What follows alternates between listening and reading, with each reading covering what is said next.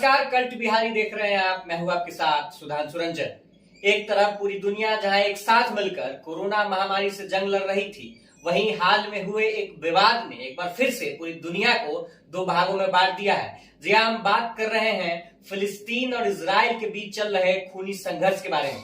इस वीडियो के माध्यम से हम आपको बताएंगे कि क्या है इस खूनी संघर्ष की वजह, किस कारण दोनों देश एक बार फिर से आमने सामने हैं, किस कारण दोनों देशों की तरफ से एक बार फिर से मिसाइलों की बारिश हो रही है, कौन देश किसके साथ खड़ा है, ये पूरी जानकारी आपको देंगे। किस देश का पलड़ा भारी है और क्या है ये पूरा विवाद, तो बने रहिए हमारे साथ इस वीडियो में। जब पूरी दुनिया वायरस से खुद को बचाने की जद्दोजहद कर रहा है, वहीं दूसरी तरफ विश्व के दो देश एक बार फिर से आमने सामने हैं। इजराइल और फिलिस्तीन में एक बार फिर से संघर्ष छिड़ गया है। दोनों दिन रात एक दूसरे पर रॉकेट दाग रहे हैं। पिछले शुक्रवार को शुरू हुई इस संघर्ष में अब तक कईयों की जान जा चुकी है। अंतर्राष्ट्रीय समुदाय दोनों पक्षों से हमले रोकने की अपील कर रहा है। चलिए आपको बताते हैं कि इजराइल और फिलिस्तीन के सदियों पुराने विवाद की वजह क्या है। इजराइल और फिलिस्तीन के विवाद की जड़ें कई ईसा पूर्व से चली आ रही है। चूंकि बाइबल में भगवान ने इजराइल के इलाकों को यहूदियों के लिए चुना था, इसीलिए यहूदी इजराइल को पूरी दुनिया के यहूदियों का घर मानते हैं। हालांकि उन्हें कई बार यहाँ से बेदखल भी होना पड़ा है और कई बार अत्याचारों का सामना भी करना पड़ा है। प्रथम विश्व युद्ध से पहले फिलिस्तीन पर ऑटोमन साम्राज्य का कब्जा हुआ करता था, लेकिन युद्ध में उसकी हार के बाद ये क्षेत्र ब्रिटेन के कब्जे में आ गया। इसके बाद ब्रिटेन ने यहाँ यहूदी लोगों को बसाना शुरू कर दिया, जो सदियों से अपने घर के लिए भटक रहे थे। हालांकि सन 1920 और 45 के बीच यूरोप में उत्पीड़न और नाजियों के हाथों नरसंहार से बचने के लिए लाखों यहूदी फिलिस्तीन पहुंचे, लेकिन उनकी बढ़ती संख्या से फिलिस्तीन और अंग्रेजों में टकराव बढ़ने लगा। विश्व युद्ध खत्म होने के बाद जब ब्रिटेन ने इस टकराव को संभालने में अपनी नाकामी जाहिर की, तो सन 1947 में वह इस मुद्दे को संयुक्त राष्ट्र संघ यानी यूनाइटेड नेशन ले गया। यूनाइटेड नेशन ने द्विराष्ट्रीय सिद्धांत के तहत यानी कि टू नेशन थ्योरी के तहत इस इलाके को यहूदी और अरब देशों में बांट दिया। जेरूसलम को अंतर्राष्ट्रीय शहर बनाया गया। हालांकि सन 1948 में अंग्रेज इलाके को छोड़कर चले गए और 1948 को यहूदियों का देश इजराइल वजूद में आया।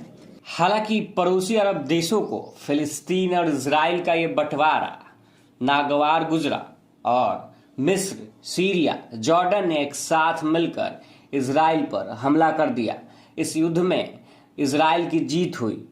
सन 1967 में एक बार फिर से इन देशों ने इजराइल पर हमले की कोशिश की, लेकिन इस बार भी इजराइल ने मात्र 6 दिनों में ही उन्हें हरा दिया और साथ में वेस्ट बैंक, गाजा और पूर्वी जेरूसलेम पर अपना कब्जा जमा लिया।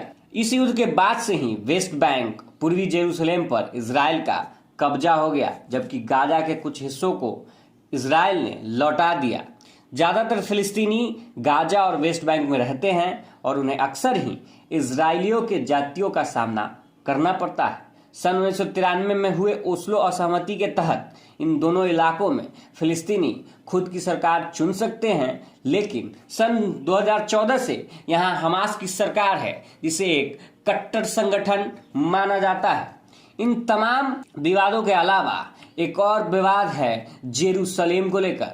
जी हाँ, जेरूसलेम की इस्लाम, यहूदी और ईसाई तीनों धर्म में बड़ी मान्यता है और यह इजराइल और फिलिस्तीन के विवाद का केंद्र भी है।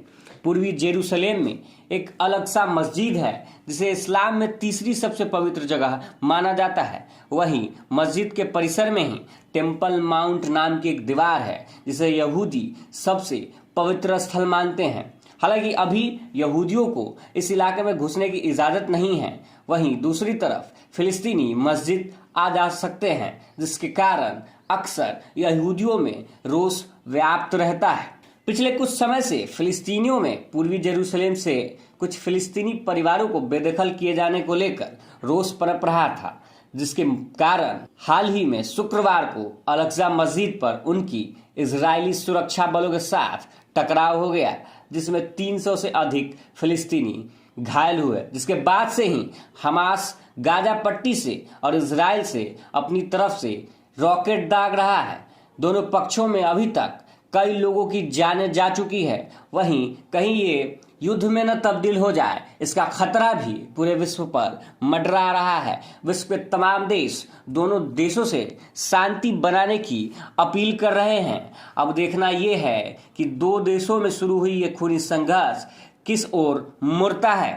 तो आशा है आपको हमारे ये वीडियो पसंद आया होगा, तो इस वीडियो को शेयर करें, हमारे फेसबुक पेज कर्ण बिहारी को लाइक करें, हमें इंस्टाग्राम पे फॉलो करें, हमें ट्विटर में भी फॉलो करें और हमारे यूट्यूब चैनल कर्ण बिहारी को सब्सक्राइब करें।